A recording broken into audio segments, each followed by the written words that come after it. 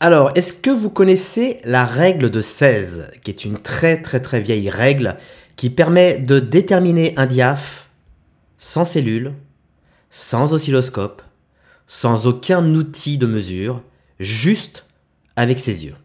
On regarde ça.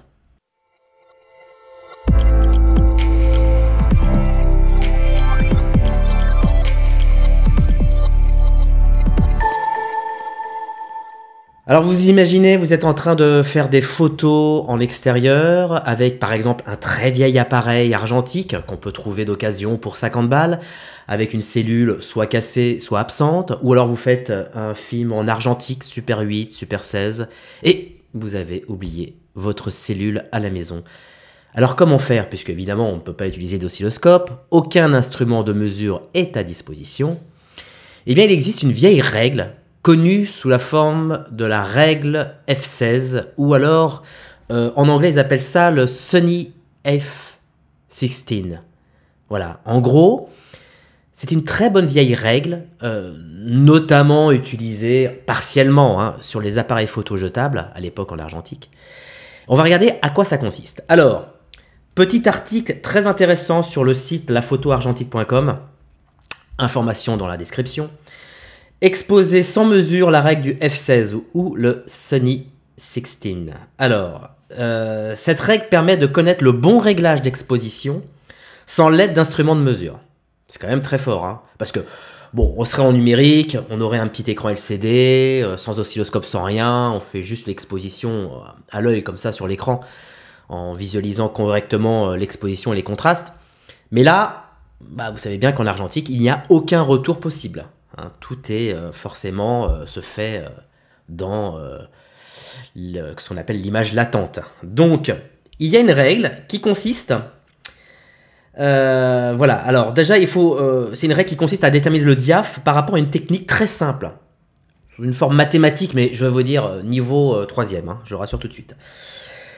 Pour l'instant, avant d'aborder cette technique, on va regarder un peu l'article. Donc on va définir ce qui se passe en extérieur jour, c'est-à-dire que soit vous êtes en plein soleil, soit vous êtes nuageux partiellement, juste des petits voilages qui passent de temps en temps devant le soleil, soit nuageux, mais avec un peu de soleil, soit nuageux très gris, ou alors il pleut. Et cette règle consiste à dire, eh bien, je fixe mon diaph à 16 et ma vitesse d'obturateur est égale à l'inverse de ma sensibilité, en ISO bien entendu. Et dans ce cas-là, vous avez très vite fait un triangle d'exposition, si je peux me permettre, entre le diaph, l'obturateur et la sensibilité. Alors évidemment, si vous n'êtes pas, si c'est pas par le bon diaph que vous utilisez, que vous n'avez pas envie de faire une photo à 16, ou c'est pas la bonne vitesse d'obturateur, eh bien c'est pas grave, vous faites après les indices de valeur et puis vous modifiez les fameux couples EV. EV c'est les expositions de valeur. Donc voilà, donc là on a un petit schéma avec les nuages. Cette règle découle du simple fait que le soleil brille toujours avec la même intensité, photographiquement parlant. En conséquence, la seule chose qui va changer le niveau d'exposition, c'est tout ce qui va se trouver entre cette source de lumière constante et le sujet qu'on va filmer. Oui, parce que la Terre est à peu près à même distance entre le Soleil, et donc forcément, on est à peu près à la même luminosité. Sauf que ce qui va changer, c'est le fait qu'il y ait des nuages ou qu'il n'y a pas de nuages, ou alors en fonction de la journée, puisque forcément... Comme on le voit dans ce petit schéma, quand le soleil est à midi, eh bien l'épaisseur apparente est forcément plus réduite, que lorsqu'on est sur un soleil matin ou un soleil du soir, l'épaisseur apparente est beaucoup plus importante. Le voile atmosphérique fait un peu office de filtre de diffusion, et c'est pour ça que généralement, dans les couchers de soleil, vous avez parfois, en fonction de la météo et tout, la représentation d'un soleil un peu plus large. Oui, parce que ça fait un peu effet loupe, un peu effet des diffusions. Et aussi, c'est pour cela, si vous faites un coucher de soleil ou un lever de soleil, en studio, je parle, donc de façon entièrement refait avec les éclairages artificiels, eh bien, vous mettrez peut-être un quart de diff devant votre Fresnel pour justement éviter trop cette ponctualisation de la lumière par le fait que le voile atmosphérique fait office à peu près d'une diffusion. Voilà, bon ça c'était le petit hors-sujet.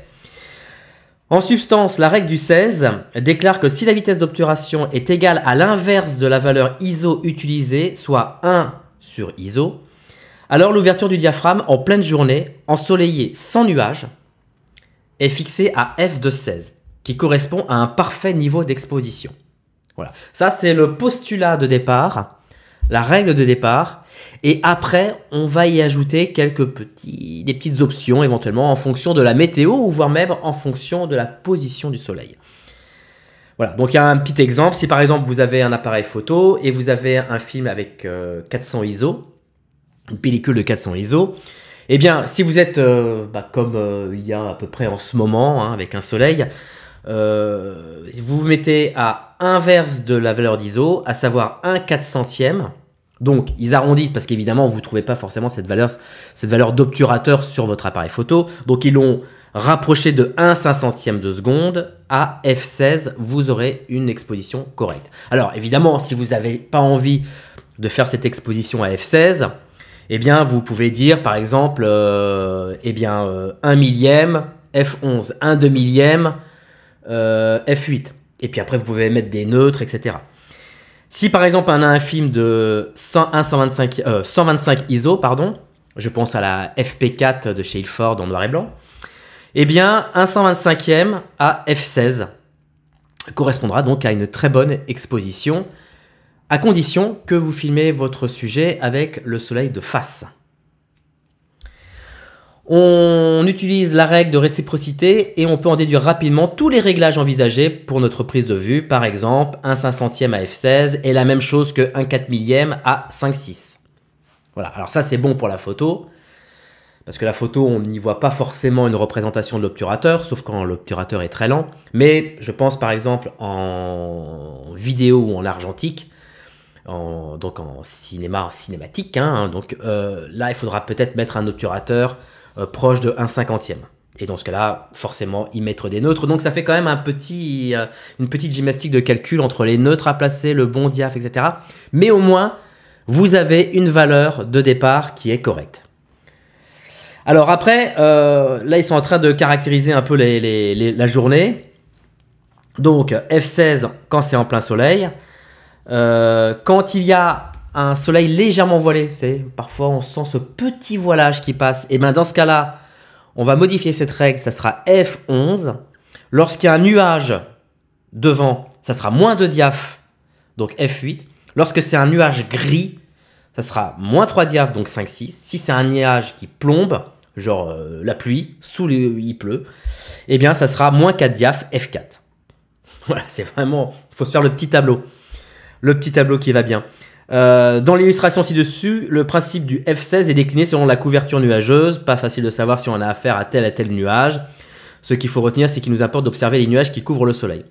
Alors évidemment, en argentique, vous savez que c'est un peu comme le log. Si vous vous trompez d'un diaph, c'est pas dramatique en soi, hein, c'est rattrapable. Voilà. Ensuite, il y a donc, on parlait justement de cette règle, à condition que le soleil soit de face, hein, donc le sujet soit éclairé de face par le soleil. Mais si vous mettez le soleil en contre, eh bien dans ce cas-là, ça sera du moins 3 diaph, donc du 5/6. Voilà, si vous avez votre soleil en contre.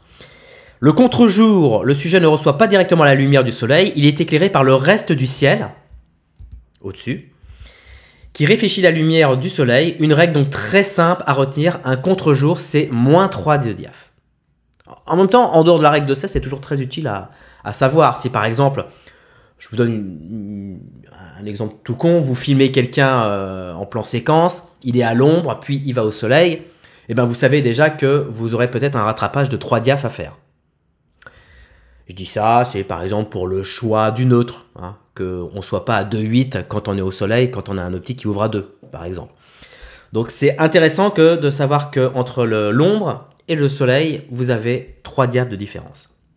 Voilà. Et donc, ils expliquent que, en dehors de ça, quand un sujet est à l'ombre, il est éclairé donc par le ciel. Ici, là, voilà, il y a un schéma qui est très représentatif. Le ciel bleu, le soleil qui se reflète dans le ciel bleu apporte une lumière indirect et qui se trouve donc forcément moins puissant, donc moins 3 diav. Afin d'aller plus loin, il faut comprendre d'où provient l'éclairage d'un sujet en ombre dégagée. Pas de souci, vous vous mettez à la place du sujet, puis vous regardez d'où vient la lumière. C'est ce qui permet d'analyser les situations d'ombre encaissées ou non dégagées. Dans le cas de l'ombre ouverte, c'est en fait le ciel qui éclaire le sujet. Plus exactement, c'est la lumière du soleil réfléchie sur le ciel. Cette dernière phrase triviale prendra tout son sens quand on abordera la couleur de la lumière. Bah alors du coup, pourquoi les sujets sont pas bleus? Non mais en tout cas, ça explique pourquoi quand on fait des photos au sport d'hiver, les ombres sont très bleutées.